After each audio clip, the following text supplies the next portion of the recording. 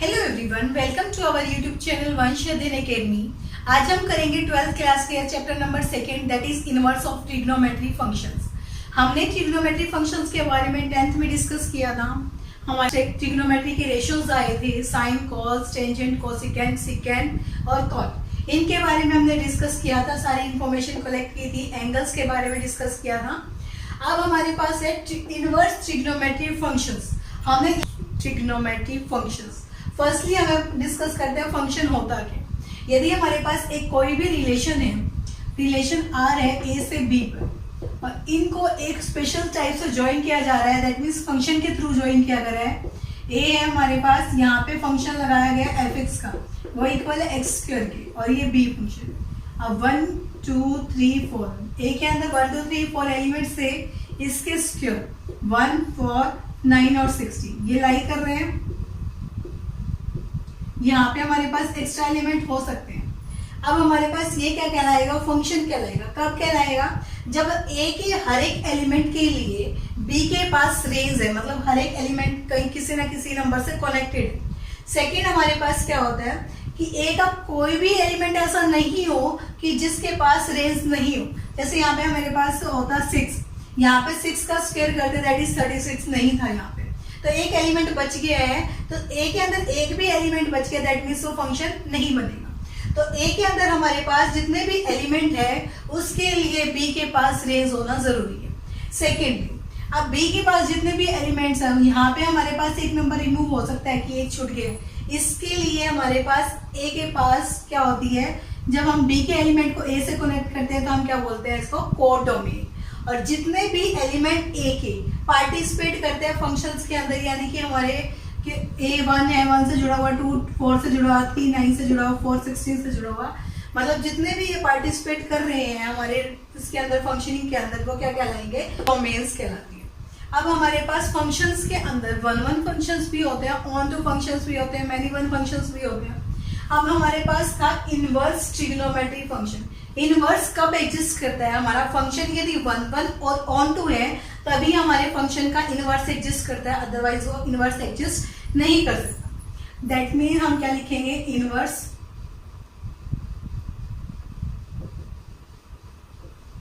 Inverse के लिए क्या चाहिए, हमारा फंक्शन 1 1 एंड ऑन टू।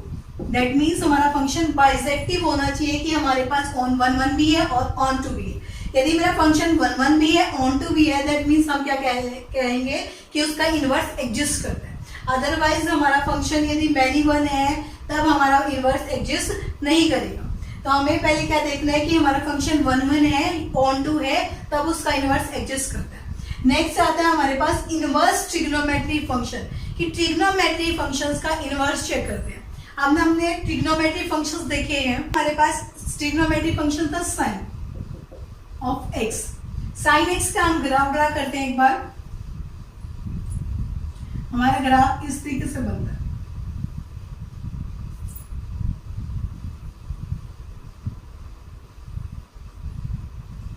तो हमारे पास क्या आया, हम यहाँ पे देखते हैं वैल्यू ये 0 पे है, 1 वैल्यू देते हैं 2 पे, फिर 0 हो जाता है पाई पे, ये 3π/2, ये 2π। सिमिलरली यहाँ पे ये -π/2, ये -π, ये -3π/2 और ये -2π। जब भी हम वैल्यू देखते हैं फंक्शन की, फर्स्टली हम देखते हैं कि हमारा इनवर्स एग्जिस्ट करने के लिए हमें क्या चाहिए कि फंक्शन 1 1 है और ऑन टू है। पहले हम 1 1 चेक कर लेते हैं। फंक्शन की वैल्यू हम देखते हैं f(x1) यदि इक्वल है f(x2) के इक्वल है, तो हमें शो करना है कि x1 और x2 भी इक्वल होते हैं।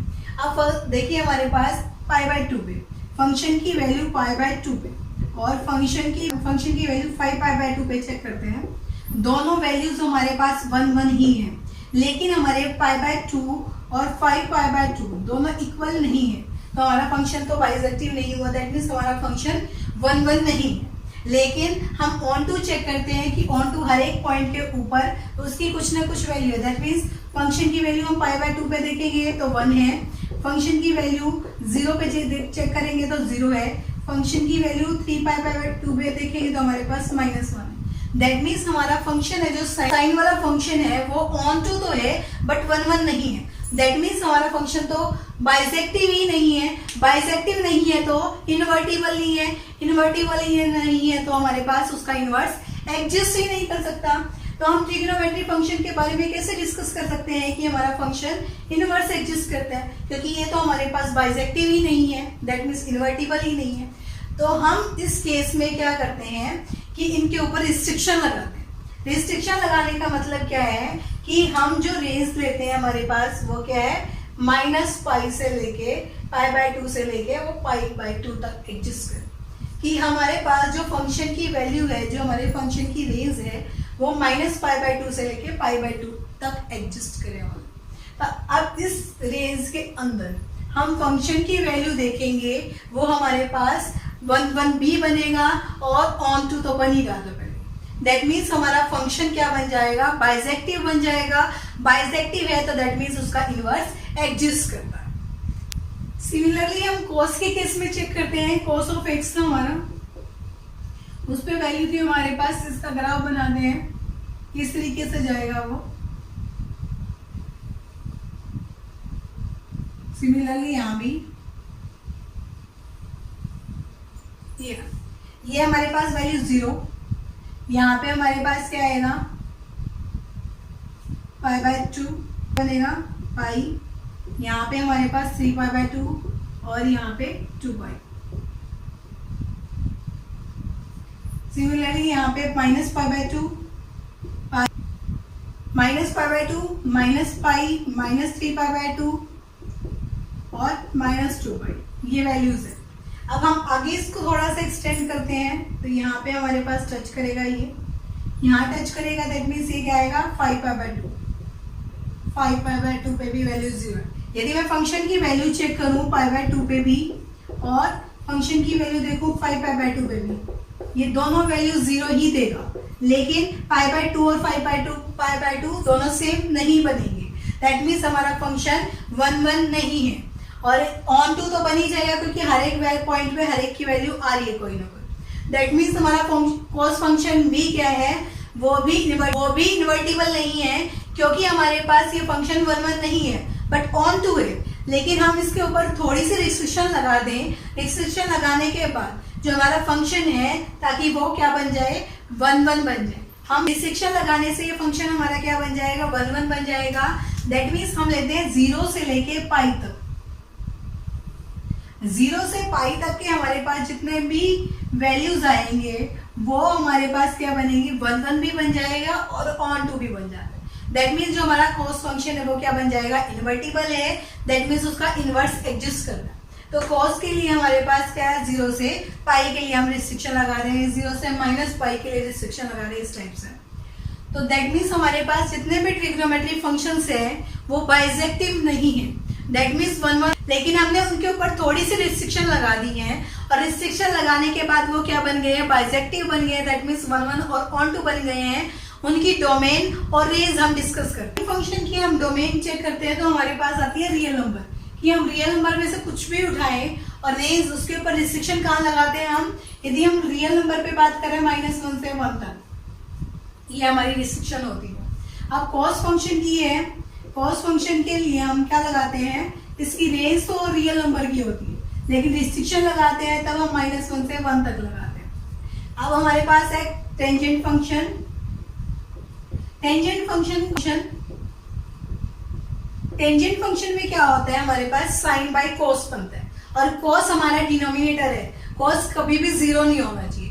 दैट मीन्स हमने इसके ऊपर रिस्ट्रिक्शन लगा दी कि कॉस कभी 0 ना हो, ताकि हमारे पास अनडिफाइंड फॉर्म ना बन पाए। तो हमने क्या किया, रियल में से माइनस कर दिया x ऐसा होना चाहिए x = 2n+1 π/2, और ये जो n है वो बिलोंग करे इंटीजर से। इस टाइप से हमने बनाया, और जो हमारी रेंज जाती है वो क्या जाती है रियल नंबर की। अब हमारे पास है कॉट फंक्शन। कॉट फंक्शन में हमारे पास क्या आता है, cos by sine. That means sine function कभी भी 0 नहीं बनना चाहिए। साइन फंक्शन 0 का बनता है पाई पे, 2 पाई पे, 3 पाई पे, इस टाइप से। तो दैट मीन्स हमने सारे पाई वाले फंक्शन उड़ा देते हैं, r - x such that x =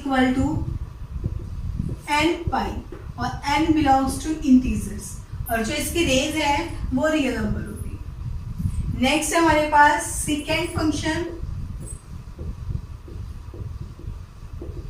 second function में हमारे पास 1/cos आता है, दैट मीन्स cos डिनोमिनेटर है, तो अभी हम रियल नंबर में से क्या करते हैं, cos के ऊपर जो जीरो फंक्शन है, cos जिस पे जीरो होता है उसको माइनस कर रहे हैं π/2 और n बिलोंग्स टू इंटीजर्स, और इसकी रेंज कहाँ जाती है, रियल में से -1 और 1 इतना माइनस कर दें तब हमारे पास इसकी रेंज रियल में से माइनस होकर आती है। अब हमारे पास है कोसिकेंट फंक्शन। कोसिकेंट फंक्शन क्या होता है, दैट मीन्स 1/sin। साइन वाला फंक्शन कभी जीरो नहीं होना चाहिए, दैट मीन्स रियल में से हमने माइनस किया x such that x equal to n π, n belongs to integers, और इसकी रेंज है हमारे पास -1 और 1। रियल में से हमने -1 से 1 तक का ओपन इंटरवल रिमूव कर दें तो अब इसकी रेंज आती है। अभी तक हमने ट्रिग्नोमेट्रिक फंक्शंस की डोमेन और रेंज निकालना सीखा है। अभी हम क्या करेंगे, इनवर्स ट्रिग्नोमेट्रिक फंक्शंस के निकालेंगे, दैट मीन्स जो हमारा फंक्शन है वो साइन इनवर्स ऑफ x लिखा जाए, कि जो हमारे पास जो फंक्शन था हमने देखा f वो a से b पे जा रहा था। अब हमारे पास इनवर्स फंक्शन है, इनवर्स फंक्शन का मतलब है हमारा वो फंक्शन b से a की तरफ आएगा, एक्सचेंज हो गया। जो हमारे पास यहाँ डोमेन थी और यहाँ जो रेंज थी, अब यहाँ रेंज है वो डोमेन बन गई है, और जो यहाँ डोमेन थी वो रेंज बन गई है। तो f इनवर्स का मतलब क्या है, हमारे पास ट्रिग्नोमेट्रिक फंक्शंस के बारे में डिस्कस करेंगे। जो a से b के ऊपर जा रहा था अब b से a की तरफ आएगा, दैट मीन्स हमारे पास जो साइन फंक्शन का ग्राफ था इस टाइप से था, x एक्सिस पे बन रहा।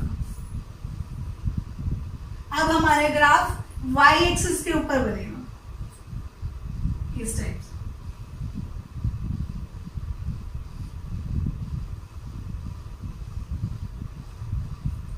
ये हमारे पास है y equal to sine inverse x, sine inverse x का ग्राफ।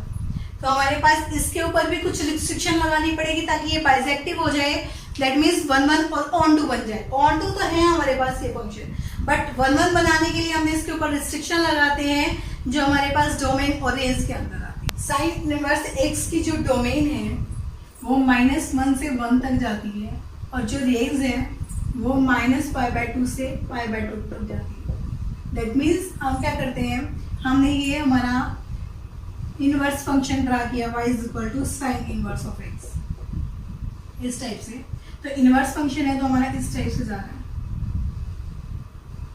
जब हमारे पास इसकी वैल्यू होगी सबसे हाईएस्ट इस टाइप से, सबसे हाईएस्ट वैल्यू होगी -1 और सबसे यहाँ हाईएस्ट वैल्यू होगी 1, दैट मीन्स हम यहाँ भी ऐसे ही कर दें।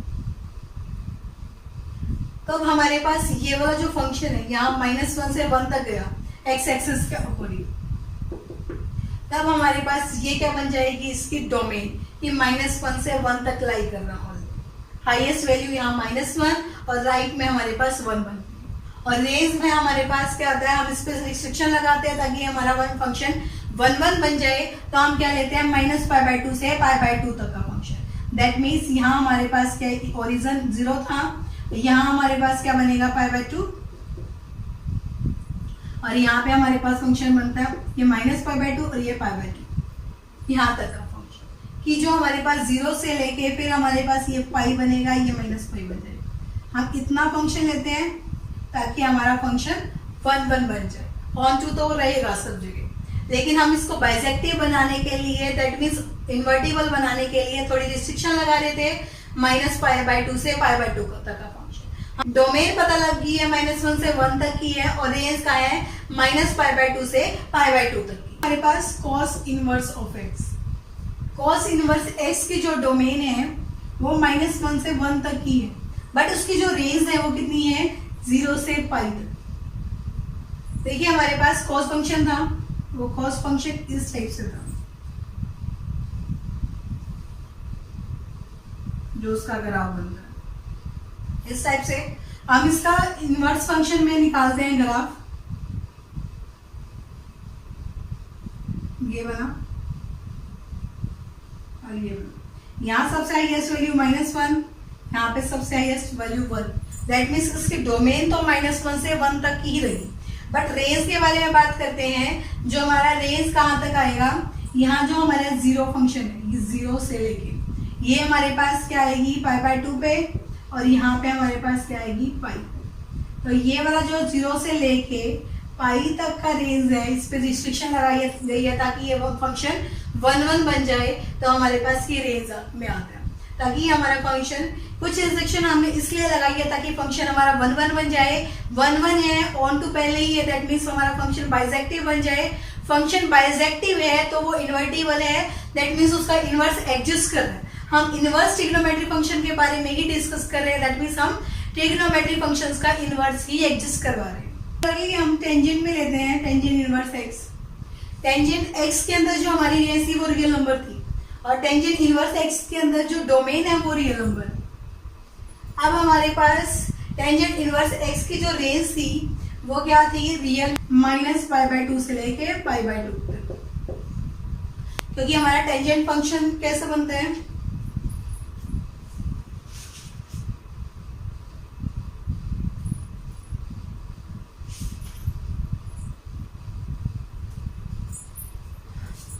टेंजेंट एक्स का जो हमारा ग्राफ है इस टाइप से बनता है।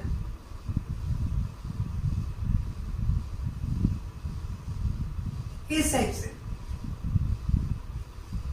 तो हमारे पास ये वैल्यू है 0, यहाँ पे हमारे पास वैल्यू आती है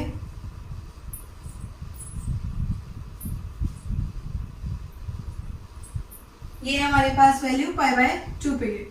सिमिलरली यहाँ पे हम चेक करते हैं,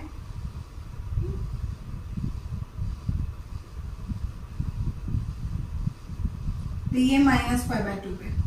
तो जो हमारे पास इसके अंदर जो ये रेंज जाती है यहाँ से यहाँ तक की, वो कहाँ तक जाती है, -π/2 से लेके π/2 तक। तो ये हमने रेंज लिखी हुई है।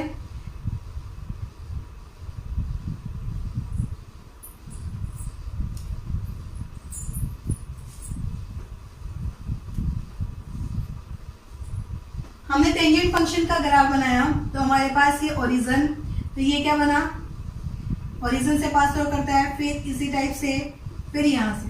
तो ये हमारे पास क्या था, -π/2, और यहाँ पे ये π/2। इसी तरीके से नेक्स्ट हमारे पास पाई बन जाता, और फिर नेक्स्ट ये बनता। तो ये -π/2 से लेके π/2 तक का, तो ये था y = टेंजेंट ऑफ x का। अब इनवर्स ट्रिग्नोमेट्री फंक्शंस के अंदर हम क्या करते हैं, जो हमारा ये ग्राफ है वो इनवर्स जाएगा, दैट मीन्स हमारे पास इस टाइप से बनेगा। अब जब हमारे पास यहाँ से रिस्ट्रिक्शन है, ये -π/2 से लेके π/2 तक का, और यहाँ जो हमारे पास रेंज है वो रियल नंबर की है। तो हमारे पास जो हमारे पास डोमेन है वो रियल नंबर पे है, और जो रेंज बन रही है वो -π/2 से लेके π/2 तक की जा रही है रिस्ट्रिक्शन के अकॉर्डिंग, ताकि हमारा फंक्शन बाइजेक्टिव बन जाए। सिमिलरली कॉट इनवर्स एक्स की जो हमारे पास डोमेन थी वो रियल नंबर है, और जो रेंज है वो 0 से π तक की है। और कॉसिकेंट इनवर्स एक्स की जो हमारे पास रेंज है गड़बड़ कर देगा। तो हमारे पास इसकी रेंज क्या होती है, रियल में से -1 और 1 को माइनस करना, और रेंज क्या इसकी डोमेन क्या होती है, रियल में से -1 और 1 को माइनस कर देना। रेंज क्या होती है, -π/2 से लेके π/2 तक इसमें से 0 को माइनस कर दिया हमने, क्योंकि 0 हमारे पास साइन फंक्शन है, 0 पे 0 होता है, और कोसिकेंट इनवर्स एक्स किसके होता है, 1/sin इनवर्स एक्स के। तो हमारी अनडिफाइंड फॉर्म बन जाती है। सेकेंड इनवर्स एक्स का देखते हैं, रियल में से -1 और 1 का क्लोज इंटरवल माइनस किया, और 0 से π तक के में से π/2 को माइनस कर दिया। क्योंकि हमारे पास π/2 के ऊपर जो फंक्शन है हमारा cos वाला वो 0 बन जाता है, और सेकेंड इनवर्स एक्स किसके इक्वल होता है, 1/cos इनवर्स एक्स के। cos 0 हो गया तो हमारे पास सेकेंड अनडिफाइंड में चला जाए, इसलिए हमने इसके ऊपर -π/2 को माइनस करवा दिया। ये थे हमारे पास ट्रिग्नोमेट्री फंक्शंस, जो इनवर्स ट्रिग्नोमेट्री फंक्शंस है उनकी डोमेन और रेंज, इनके अकॉर्डिंग हम क्वेश्चंस को सोल्व करेंगे। हमने ट्रिग्नोमेट्री फंक्शंस की डोमेन और रेंज निकाली थी कि हमने ट्रिग्नोमेट्री फंक्शंस है उनके ऊपर कुछ रिस्ट्रिक्शन लगाई ताकि हमारा फंक्शन बाइजेक्टिव हो जाए। हमारा फंक्शन ऑन टू तो ऑलरेडी हर एक पॉइंट पे है, बट बाइजेक्टिव करने के लिए हमें 1-1 भी करना जरूरी था। हमने जब 1-1 किया उसको, तब उसके ऊपर कुछ रिस्ट्रिक्शन लगाई ताकि हमारा फंक्शन 1-1 बन जाए। सिमिलरली हमने ट्रिग्नोमेट्री फंक्शन के इनवर्स पे भी ऐसे ही काम किया कि इनवर्स ट्रिग्नोमेट्री फंक्शन पे को भी बाइजेक्टिव करना चाहा, तो बाइजेक्टिव के लिए हमने उसको 1-1 किया। 1-1 करने के लिए हमने उस पर कुछ रिस्ट्रिक्शन लगाई ताकि हमारा फंक्शन 1-1 बन जाए, और ऑन टू ऑलरेडी था, दैट मीन्स हमारा फंक्शन बाइजेक्टिव बन गया। तो हमने वहां से डोमेन और रेंज निकाली। आज के लिए हम इतने ही करेंगे। ये जो हमारे पास थी बेसिक इंफॉर्मेशन थी हमारे पास, ताकि जो हमारा सेकंड चैप्टर है वो इजिली सोल्व हो जाए। चैप्टर नंबर 2 यही कोई 5-6 नंबर का आएगा, बट ये जो हमारे पास बेसिक इंफॉर्मेशन है वो हमारे कॉम्पिटिटिव एग्जाम में भी हेल्प करती है। For watching this video, please like, share and subscribe the channel and also press the bell icon. Thank you very much. Have a good day.